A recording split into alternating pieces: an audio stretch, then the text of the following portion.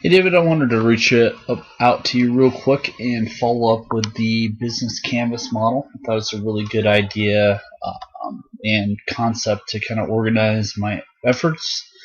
And so I put together this graphic to kind of explore SciUI. Okay, going from left to right, and I'll try to keep this to about 10 minutes. But so key partners, who are we partnering with to get this done? And deliver the product. Professionals, PhDs, and professors, so academics and researchers in the field. That is who we're looking to go after. As far as individual partners, but also organizational partners make a big difference. For example, University of Iowa, if we were to go there, that buy-in with the research and the actual application would be all the traction you would need to get an industry standard, like a new industry standard.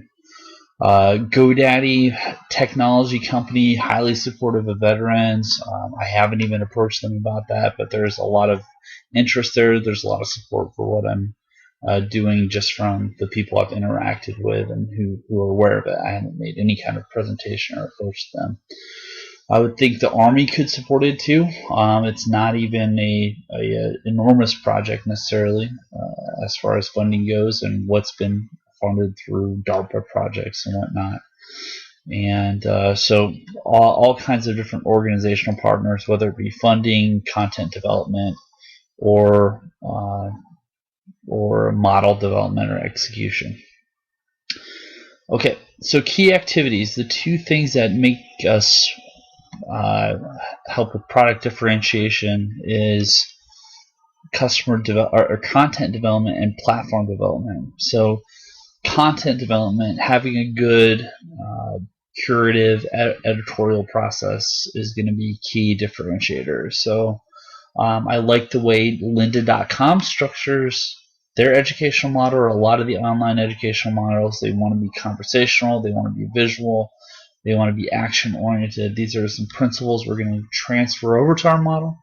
And so content development is going to be key in finding the right partners to really drill down on the major transformative concepts and whatever the kind of issue that we're dealing with. Platform development. So having this be a strong CRM type of environment, highly functional but clean but not overwhelming. The right feature sets, that's going to be key as far as differentiators. So developing the technology, making sure we have an outstanding user experience, and also primarily content development.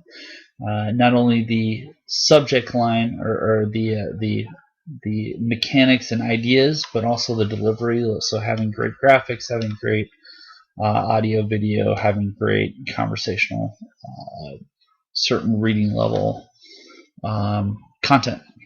Key resources. So what is the main differentiator of the product? I suppose this area focuses on, right? So we're integrating marketing and technology into mental health treatment. Right now, we deliver mental health the same way we delivered it 100, 200 years ago, 100 years ago, which is basically talk therapy, and it's a more refined version. Obviously, the thinking's improved, the research has improved.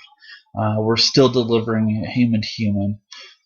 That's great. Let's tweak that model and make it more effective by making it consistent, making it visual, making it audio, making it measurable. So all kinds of outstanding things that SciUI pivots and disrupts in the current model. Value propositions. So the main is client education. So not necessarily outsourcing, but augmenting that process, reinforcing it. You're saving time, improving outcomes with your client treatment. So taking the pressure of the education off of psychologists and onto allowing them to focus on the individual client or problem, and having that reinforced in between appointments. So customer relationships, we want industry to open the door to this product. So whether that be industry publications, academic conferences, the American Psychological Association endorsing it, so, or having research actually support it. So once you get measurable research and published articles in respected journals, that's all you need to make a major change in the field. Empirical evidence behind it. So channels, how are we delivering it? Mainly through email. Email is a inexpensive medium of communication, highly used in marketing, and we're going to apply marketing principles. So graphics, video, word. Not only the actual distribution channel is email, but also the educational channel is disrupted, is pivoted, in that it is completely different modalities than people are used to. And so that's the improvement. Customer segments. We are working with any kind of psychologists. It can also expand to counselors or supportive care providers, because it is research based, and does not require special training to administer necessarily. You can expand from psychologists, so go into different support professionals. So that's a potential way to expand that, but psychologist is the main one. The topics, but psychologists supporting military PTSD. It's initially, that's a large, highly visible segment, but it can also easily expand. So we can go to sexual PTSD, which is the second largest, if not larger than military PTSD. So the numbers vary on that, but that's also treatable. Anger management, again, another way, another approach we can use this tool for. Revenue streams. This is a software as a service model, and so it's subscription based. That could be the psychologist level passing that on to the client, potentially. This could be a value-added service. This could be white label. This can also be government contracts, so we can target governments to fit this bill, as far as whether this is rolled into some kind of insurance claim, or it's so scalable that you can easily treat an entire population or provide an open door to treatment. And so they may just want to pay one lump fee and give access to a certain number of people, a certain number of licenses. So different models to experiment with, but all kinds of possibilities. Cost structure. So what is potentially going to be costs? Right now we're at zero costs, other than the sweat equity I'm putting into it and my volunteers. But as this starts to pick up steam, we have software development costs. We have how are we going to build the software in the background?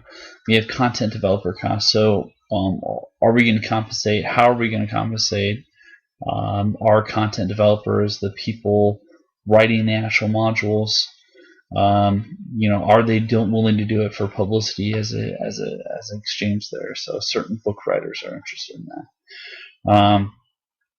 Are they willing to allow their resources to be converted? A lot of times they've already written books and they're already open to letting their content be adapted. So this could be any number of things, but we can easily bootstrap it to begin with. Customer acquisition. So how am I going to target existing clients, and what is the cost to get them in the door? That's still an unknown at this point.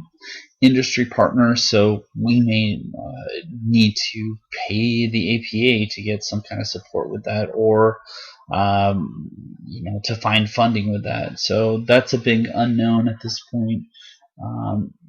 Honestly, a lot of it can be eliminated, because if the tool's already out there, there's eager researchers willing to experiment, and a large population that is open to trying new things.